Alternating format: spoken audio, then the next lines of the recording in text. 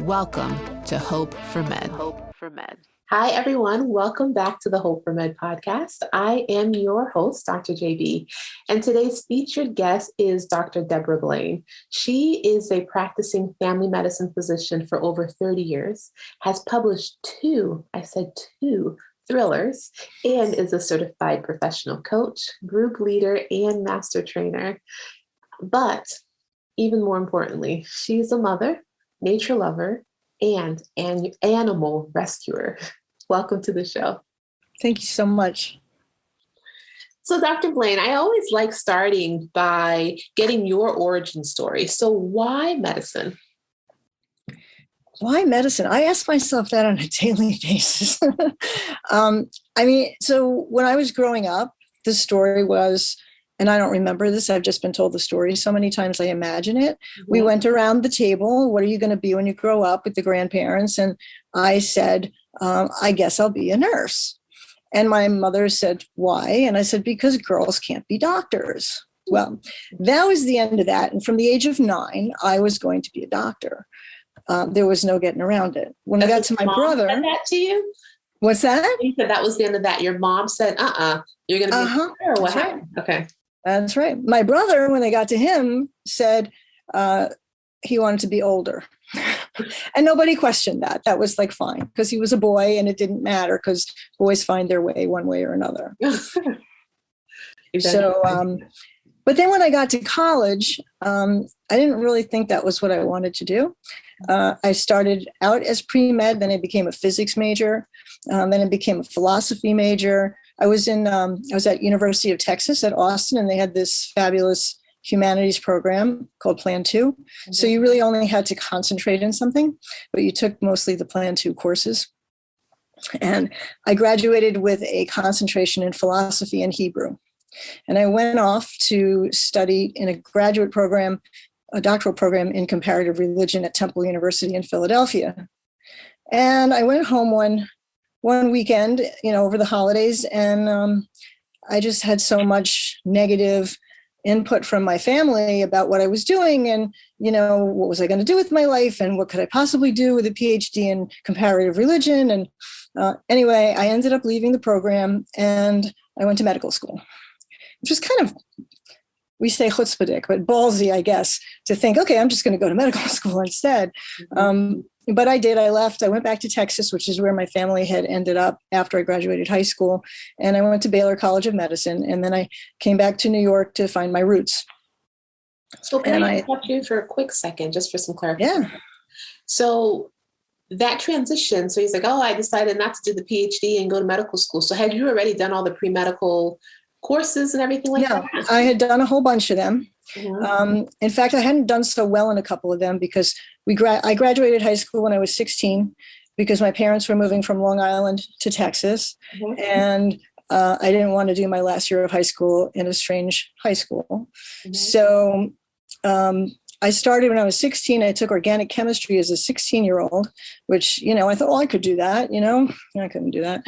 And I was falling in love and I didn't care about the silly little electrons that were going around. And so I did very poorly in that class. And that sort of got me like, maybe I don't really want to do this. And then I started, exploring other things.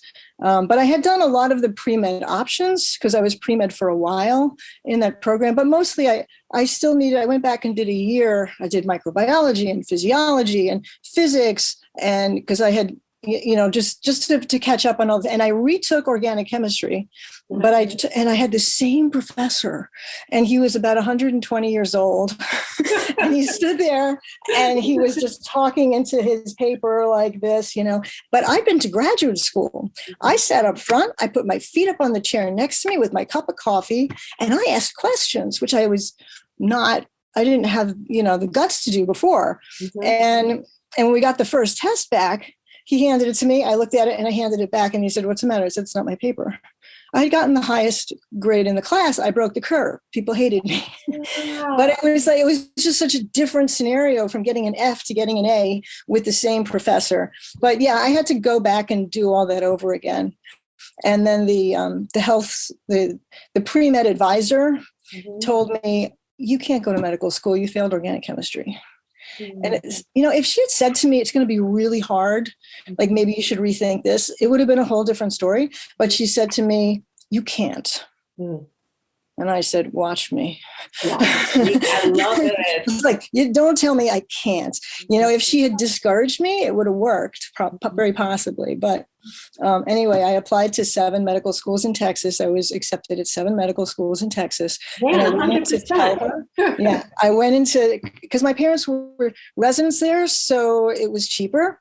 And I went in to show her. And she said, "Oh, I knew you could do it." And I just you just wish you had recorded the "you can't go." Like just really, you knew I could do it all. Yeah. And interestingly, that's one of my motivating factors. I remember that. And I even said this to, because I've written, like you said, the 2 books. And people say you can't make a living as a writer these days. And I feel like that same, watch me. Yeah. Like I'm determined to do that. And I said that I wanted to get, former Congressman Steve Israel opened a bookstore in Oyster Bay, Long Island, which is where I live now. And I went in there and I kept just being a very friendly PIA about getting my books in his bookstore. And I told him, people told me, he says, it's really hard, and I said, we don't have a lot of space. And I said, well, that's what they told me about being a doctor. But I said, watch me. Wow. And he just he said, I like your attitude. So anyway, he just ordered my books. Oh, man. That's awesome. I'm going to be hopefully doing a speaking thing. These are my books, but we can talk about that later. But I'm working on the 3rd. So that's my real love now. But that's later on in the story. So. So continuing where we left off in the story then is you got accepted to all 7. I went to Baylor. It was my first choice. I graduated. I came back here to find my roots. I met my son's father. That didn't work out so well, except that I got my son out of it. And he just turned 30 years old and is married. And I couldn't talk him out of medicine. He's at Mass General doing an anesthesia residency. And I'm very proud of him. And I busted my butt to make sure he had no school loans. Because I don't want him to be in the position that so many of us are in, where we say, I don't really want to do this, but I've got all these loans. Yeah. I graduated with a mortgage worth of loans, and just the weight of that, plus that I became a single parent, and the weight of that and trying to take care of my kid. And I was really completely alone up here, and pay off all that debt. I felt really trapped, and I felt like. Can we talk about that a little bit more? Yeah, sure. So you graduated from residency, and you decided family medicine. When during that path did you say, "Yeah, I want to be a family medicine physician"? When I came up here, I left the residency. I started in psychiatry, which is probably more to my temperament, and then I left because I had married this guy and he had kids. It was like, it didn't work out quite as planned. I didn't take the usual road. And then I did research for a year. And then I went by, I said, I don't like this. And what I know is clinical medicine. So I went back and into a family medicine program. And then I became a single parent. So I ended up doing urgent care. Well, how old was your son when you became a single parent? We separated when he was 2. So he was a toddler. He was a toddler. And like I said, for whatever, better or for worse, I didn't have financial support. I didn't have emotional support.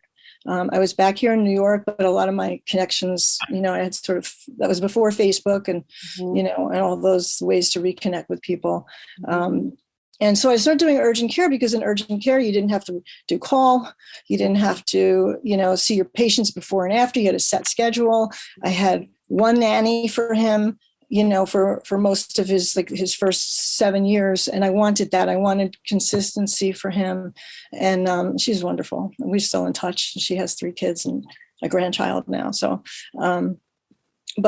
so I ended up doing urgent care for a lot of the time. Now I've also, since then I've done family medicine. I was a medical director for a practice for a while. I've done a lot of other things. And, but I think that especially for women, I think there's 3 phases of life. There's before kids, what do I want to do with my life? Then there's kids. And a lot of us tend to focus on our children. And that becomes the priority. And then there's after kids. They grow up, they leave, sayonara. And it's like, they say the most important thing you can teach your children is how to live without you. I have excelled tremendously. I tell that to myself all the time. But then you take a look around and you say, okay, who am I again? What did I want to be when I grow up? Do I still have time to do something different? And, time goes on. It's gonna go on whether you do anything different or not. And so, I started to reevaluate.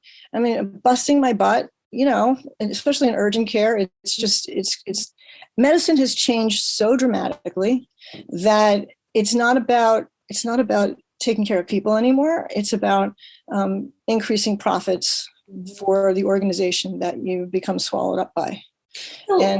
So sorry to interrupt you again. I know I'm going too fast for you. I'm sorry. Well, no, but I think you're touching on some amazing points that I really would like us to dig deeper into, if at all possible. And so when you say medicine has changed so much, you've witnessed the change yourself? Well, over 30 years, yes. So when you first started your career versus now? So when I first started my career, doctors had autonomy. You made a decision, and there was respect. We weren't expected to please people. We were expected to help people. Sometimes you have to give somebody advice that they don't want to hear. And it wasn't, like, oh, all right, I'll give you the Z-Pack because you really want it and you're going to write a bad review about me. There was no such thing. I mean, the internet wasn't even born till like 1990, 91. Right. So, there was no such thing as, oh my God, my ratings are going to go down, or, and these huge, they were private practices back then. There was, the first urgent care I worked for was a private practice. They got swallowed up eventually, but they tried to hold out for a long time. But now everything is about the business end, the profit. And we as doctors are very much becomes almost like the chattel, like we just keep the wheels moving, and it's degrading. Our opinions are not listened to. If we tell a patient something they don't want to hear, bad for us. Getting anything authorized, because the insurance companies pretty much run everything. This was not the case 30 years ago. So, I talk to people, it's because I'm also a coach, and there's this sense of some moral failing if we decide after however many years, I don't want to do this. But it's not, the system has failed us. That's how I see it. We didn't fail the system. The system put profit over patients. And that's just that's not what I signed up for.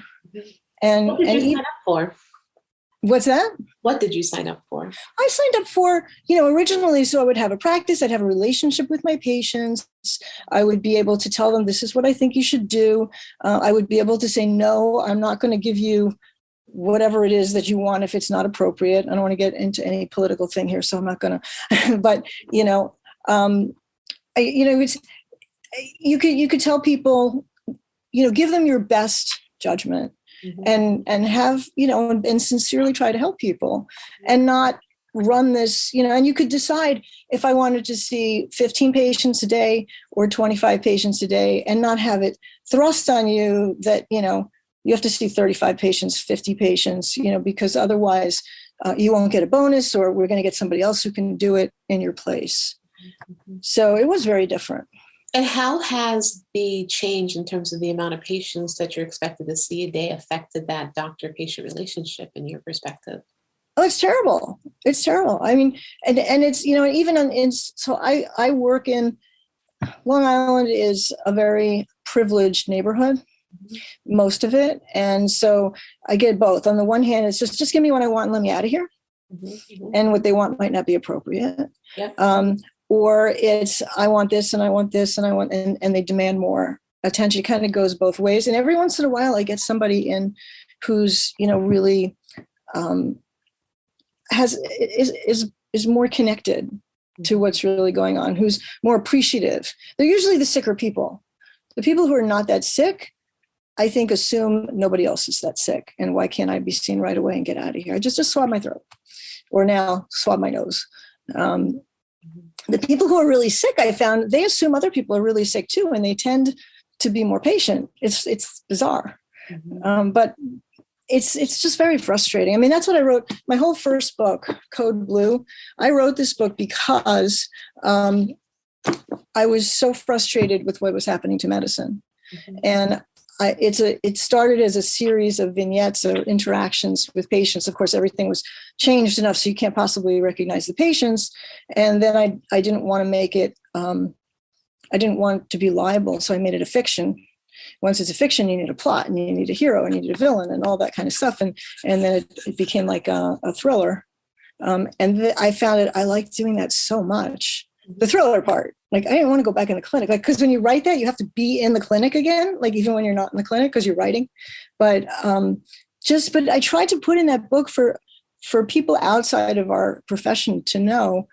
And I've had a lot of people tell me, I had no idea, like, how difficult it is for us to authorize a medication, how much pressure there is on us to see patients really fast, how we can only, we only get certain tests if it's, with a certain insurance company. Otherwise, I have to send people to the hospital because I'm not your primary care doctor if I'm in urgent care. And just how, just the stresses. And a lot of people read it and commented to me about, like, wow, I had no idea you guys go through all that. And so it was like, I was driven to write that first book. The second was for fun. So you wrote this first book. Were you still working, or did you take some time off? I was still working. And it's really interesting because as I was finishing that book, I realized I was being very inauthentic. I hated what I was doing every day. I absolutely hated it. I felt like I wasn't really helping most people. Probably 75% of the people that came into the urgent care didn't need to be there. It's like they don't, and when I was a kid, nobody went to the doctor for a cold. Suck it up. Here's some over-the-counter medicines. You got a cold, it's going to last about a week and then you'll be fine. This is pre-COVID, obviously, but I realized as I wrote it that I really hate what I'm doing, and what am I doing with it was very much an awakening for me. The book was great for me in so many ways, but that was one of the things I said, I don't want to do this. And I left. I took an 11-month break. So before writing that book, you did not have any of these feelings? Oh, I did. But it, it's like, it's inertia. I just like, yeah, I'm miserable. Okay, another day to go through. I just kept on slogging away, because that's what doctors are supposed to be able to do. We're supposed to be able to handle anything, no matter what the hours, no matter how hard it is. We're supposed to be able to just keep on going. And so that's what I kept doing. But when I had it right in front of my face and I had written it, I was like, wow, that's, I can't kid myself anymore. I hate this. Right. So when, though, during this journey, did you start feeling miserable? I can't even tell you. Like, it just became part of my daily experience for so long. It really did. But I had bills to pay. I had my son to take care of. I took the 11 months off at a time when I had enough money in the bank to make sure he finished his education. And I didn't, like I said, he's off my payroll now, finally. Yeah, he's free. So it became more doable, but it's a shame because, I lost a lot. I didn't have, like I said, I didn't have financial support or emotional support. Like, I've worked with a few physicians and a couple of them are in the very happy position where they have a spouse that if they needed to take 6 months and lower their income while they were building up something else, they can. That doesn't mean that they feel good about it. We're not used to having other people take care of us. We're used to being, really strong, and, a lot of us, not everybody. And it's almost, I almost feel like, so, I mean, I trained in the 80s and doctors weren't really, our needs were not, were not acknowledged. We weren't supposed to be human.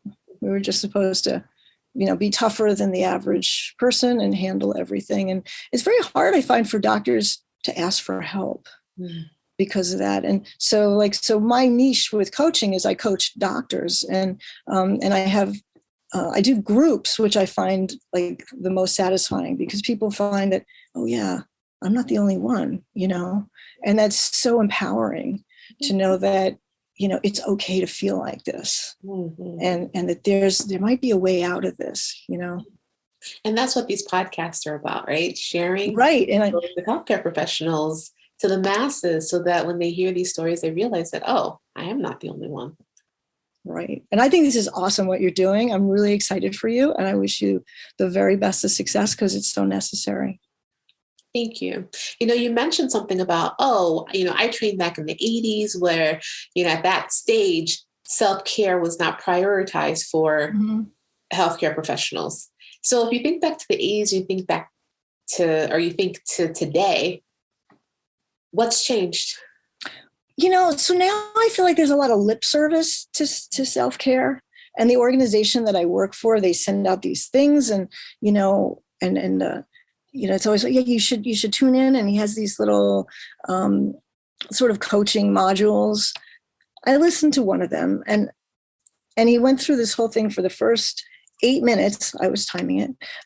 First 8 minutes telling me all the reasons that I should be really disgruntled, burned out, wiped out, exhausted. And then the first thing he said, as far as, okay, what can you do about it? Okay, stop complaining. I was like, what are you talking about?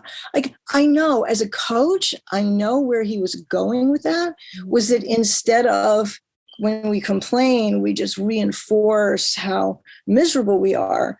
And there are other things to do, more productive things to do, certain like exercises and gratitude and reframing our lives and all that. But it was just the way he just said, stop complaining first thing. And I said, you know what? I don't need this. I turned it off. And it was like, yeah, you're not really helpful. But I think there's more lip service. There's also more suicides by doctors now.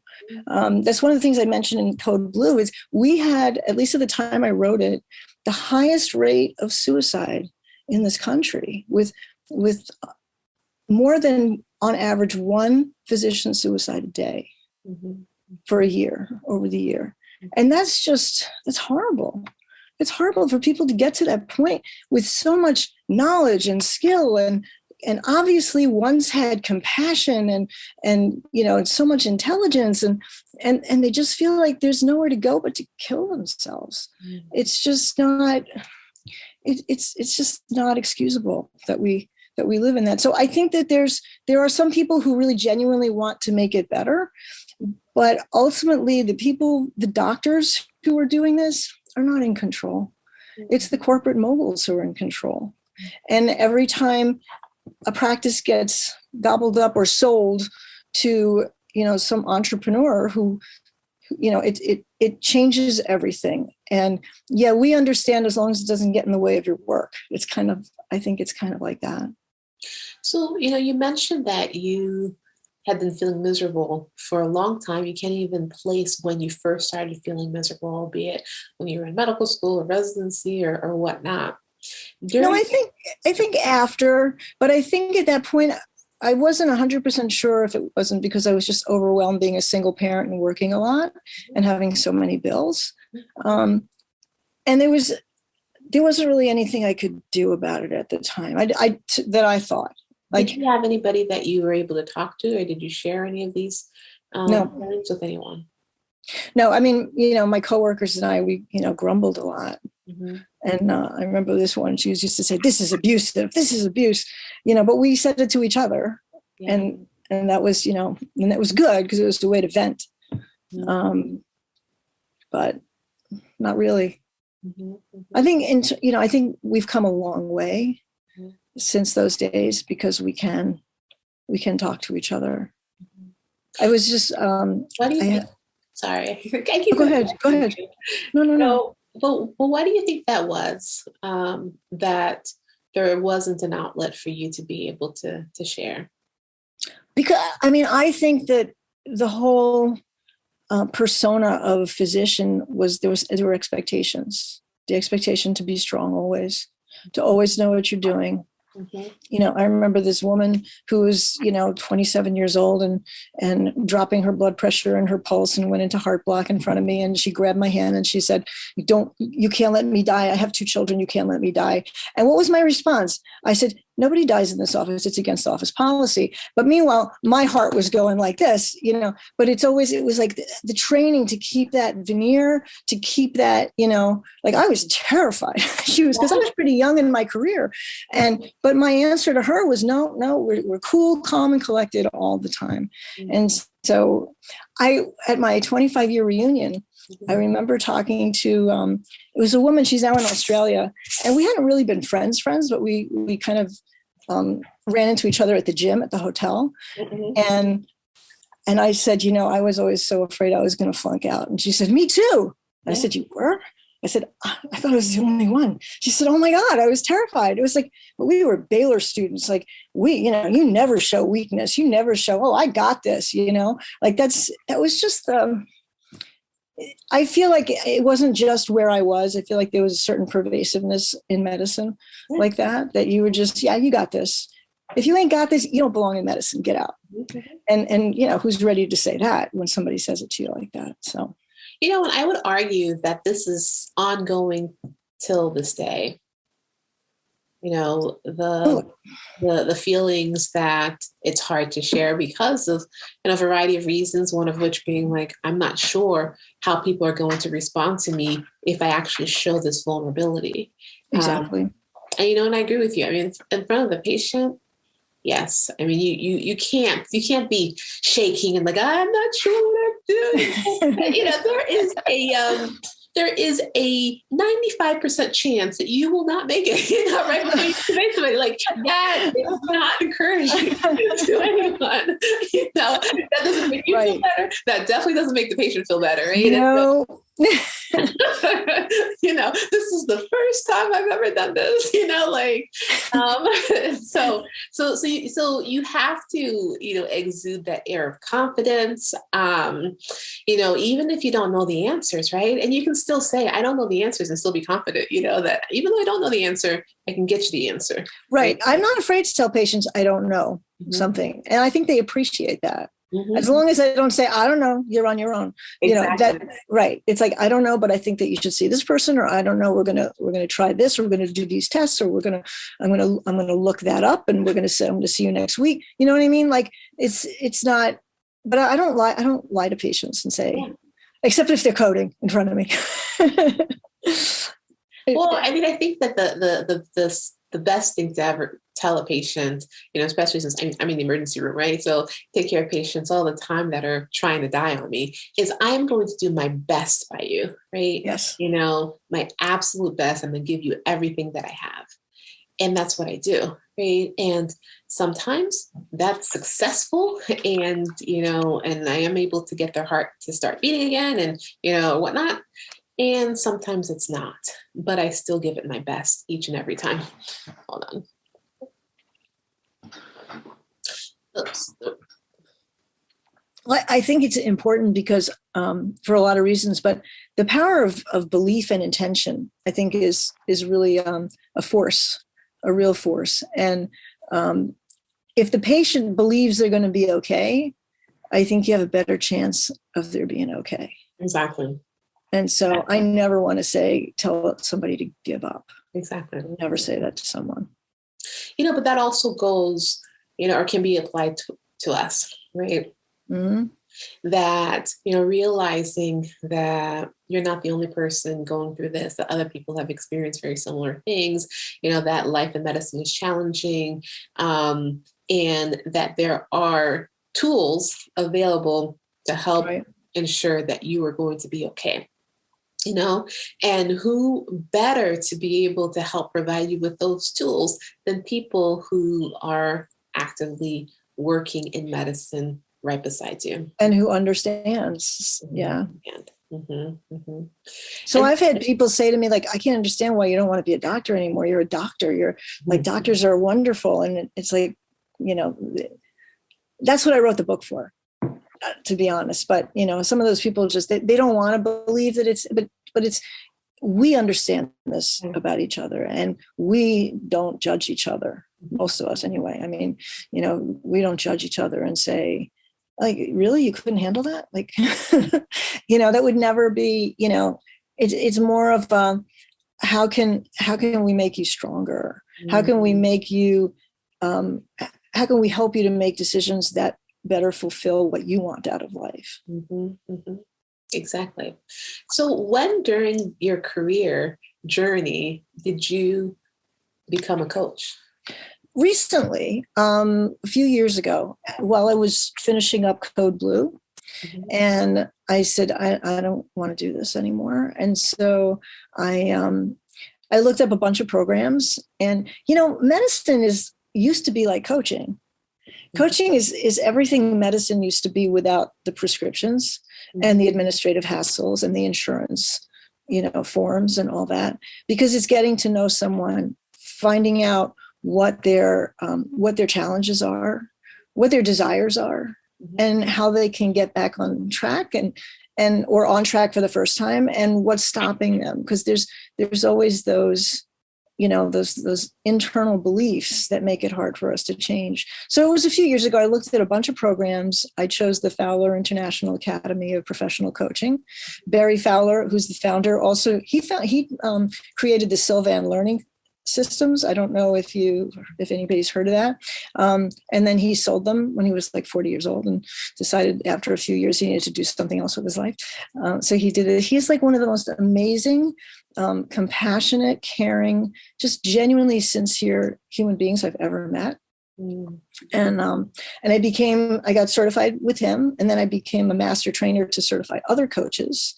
And I did a group leader certification with them, and they just I feel like I can connect with people when I'm coaching in a way that I used to be able to connect with them as a family medicine doctor, but I no longer can do that in the field of medicine. And so as a coach, I don't have the hassles of, I'm my own person. Nobody's going to tell me, oh, you didn't see enough patients this week. Nobody's going to tell me anything. I just, I just want my clients to feel like they're making progress and they're getting where they want to go, and that they're, just sort of realizing their potential. So it's a lot more satisfying, actually. And the groups are fabulous because people they coach each other.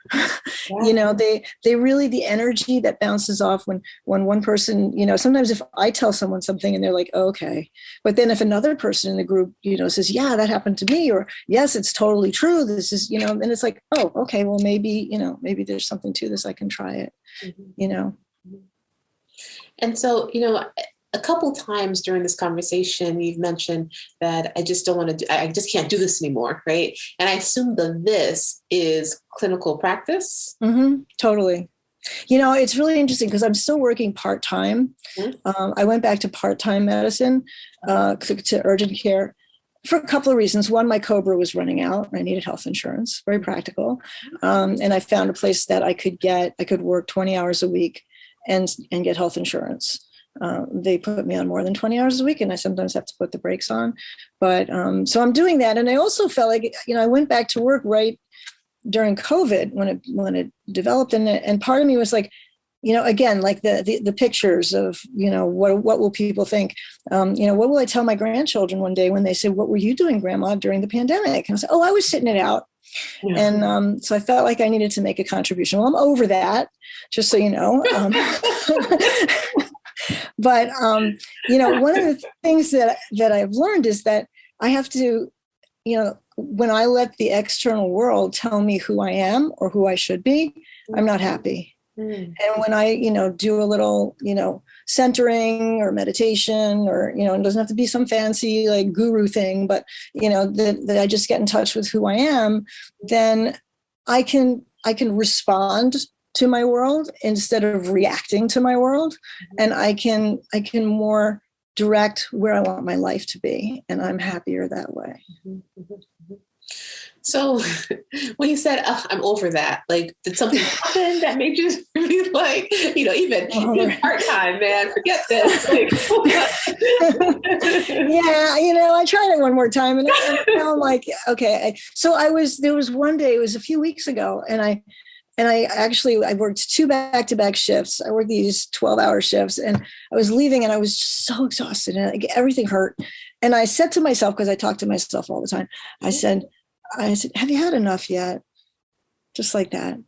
And there was a part of me that was like, yeah, but I recognized that there was a part of me inside that was still saying, no, I can do it. I'm strong enough. I'm still doing clinical medicine because I see myself as a clinician, and I realize that my identity still has that as a big part of it. Mm-hmm. And so that's what I need to shift for myself. Mm-hmm. And I'm working on that actively. So now when people say, what do you do? I'm an author. And it's really funny because when I was younger, you're a doctor. Wow, you're a doctor. Nobody cares you're a doctor anymore. Oh, you wrote books? It's like, that's a big thing. So I'm like, now I'm an author. I'm a coach. I'm starting to look at medical writing to something to do on the side. I think it's really important for us to stop defining ourselves as clinical doctors, because there's so much else that we are, like you were reading in the beginning. So I'm a mother, I'm an animal rescuer, I'm a tree hugger, I'm an earth advocate, I'm a writer, I'm a coach, I'm a friend. I'm, you know what I mean? There's so many other things, some people are chefs, not me, but chefs, artists, there's just, I don't know why it is, but medicine is the only career where leaving it is a stigma. Or most, I don't know, maybe not the only, but like one of the very few careers. Mm-hmm. So if you became an accountant and decided, I don't want to be an accountant anymore, nobody would say boo. Yeah. Right? Yeah. Hey, what do you want to do? I want to go to law school. Or if you were a lawyer and said, you know what, I don't really want to do this anymore. It's too stressful. I want to do something else. It'd be like, okay. Mm-hmm. Or anything. But something about being a doctor, you're not allowed to not be a doctor anymore. Mm-hmm. And this is wrong. We need to change this. And we can't change anybody else. We can change ourselves. That's right. We can stop letting other people pass judgment on us.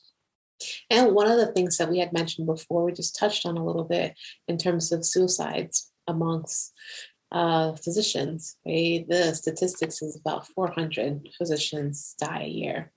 And that is a little bit more than one doctor a day. Oh, yeah. Like a medical school class size worth of physicians that are dying every year. Yeah. And I do think, in part, it has to do with what you mentioned in terms of, for so many of us, being a physician defines us. I am a doctor first, mm-hmm. and then everything else is secondary. And one of the things that Hope for Med tries to really stress is exactly what you said. And you listed out all those other things that make you who you are. You're not just a physician. I'm not just a physician. I am a mom. Yeah, I'm a wife. I'm a daughter. I'm a friend. I'm a podcaster, mm-hmm. Podcast host and all of those things, in addition to being a physician. Physician is just one of these things that I put on, like my white coat. I take off my white coat and I'm somebody else, because there's so many other adjectives that describe mm-hmm. who I am than just what I do as a physician. And I think that's really important to stress. And that's why I think what you're doing is so important. And I think you're going to be very successful. Well, thank you, especially when I have guests like you coming on the show and, and sharing, having genuine conversations, because that's what this is all about, right? It's about showing the humanism in medicine, bringing that back out, right? Like, we're all humans. We're not heroes, right? We are not heroes. We have, and I don't want to downplay the sacrifices that we've made, because we have made a lot of sacrifices. Mm-hmm. There's a ton of schooling and a ton of training mm-hmm. that goes into play to get us to where we are. We have a lot of knowledge, right? A lot of knowledge to share with the world. We have a lot of Absolutely. Lived experiences, right? Because there's book smart, and then there's experience, and the book and the experience don't necessarily go hand in hand. And so we have so much to give, right? But it doesn't define who we are. Right. Absolutely. And it's kind of like, so we've put in all this time and money into getting where we are, and it didn't work out. So, I mean, even the business people know this. They put a ton of money into a stock. The stock's not doing so well, and they've lost money. Do they keep throwing more money in there? I mean, like maybe in some cases they say, yeah, you want to buy low and sell high. That's about all I know about economics. But like at a certain point when you realize, that company is not going to make it. So instead of trying to recoup what I've got from that place, just let it go and start somewhere else, So it's that idea that, to keep throwing more energy into something that's not working instead of taking that energy and putting into something that could work. Yeah. So you have options, right? You can always leave, or you can also transform. And can transform. Either one is perfectly fine, right? Because sometimes in companies that aren't working, right, it's just this one thing they have to tweak, and then suddenly voila, it's working again, right? And so, but the question that you have to really ask yourself is, what do you want at your core? Like, what really do you want? Like, are you done? Right? Are you like, I really don't want this anymore. No, I'm good. Then that's perfectly fine. Then let's transition out and, find what it more aligns with what you want. But if you're like, I love working with patients, right? But I'm just feeling so burnt out, but I love it. Then what are the other options that will allow you to be able to continue doing what you love without necessarily walking away completely? Is it going to part-time or quarter-time or just go on a vacation, Is it taking a sabbatical, whatever it is, but really it first starts with you figuring out at your core, what is it that you really want? And for so long, we haven't really taken out time to really do that because we're so busy, right? Busy. And exhausted when we're not so busy. But it's one of the things that I work with clients about is how to make being in medicine more satisfying. So you don't necessarily have to leave medicine to find a better life. Many times you can tweak where you are or what's going on. I mean, even if it's saying, you know what, I want to do inpatient acupuncture at my hospital, that would make me really happy. I don't have to do opiates and all kinds of pain management. And, I have a client who managed to get her hospital to start offering inpatient acupuncture. She got herself certified. And, so it's not like your only option is I'm just going to leave medicine. Yeah. One of the things we talk about in my groups is how to put our needs into the language that the profiteers understand. So what is their language? Money, right? Mm-hmm. So if somebody wants, we don't do that here. Instead of, but I want to do it and that would make me happy and yada, yada. Instead of saying that, you say, research it and then say, this is how much money you could make if you do this. And even just keeping people happy. If you keep your staff happier, you save money because you don't have to, right? You don't have to rehire. You don't have to do orientation again. You don't have to, there's reasons, there are financial reasons to keep us satisfied. Exactly. And we will be more productive if we get, if we just get a couple of little kudos along the way, maybe 20 minutes for lunch, whatever it is. A lunch break. Whoa, that's cool. That's why I said 20 minutes. I didn't even say half an hour. But, wait, you're talking about physicians? Who are you talking about? One of the things is that we're afraid to talk to our bosses about that. And so what we do in our groups in some ways is to just empower each other how to not be obnoxious, but to just be reasonable and just to lay it out. This is what I really want. And it's much easier to do that when you've got a group of people who are plugging away behind you, and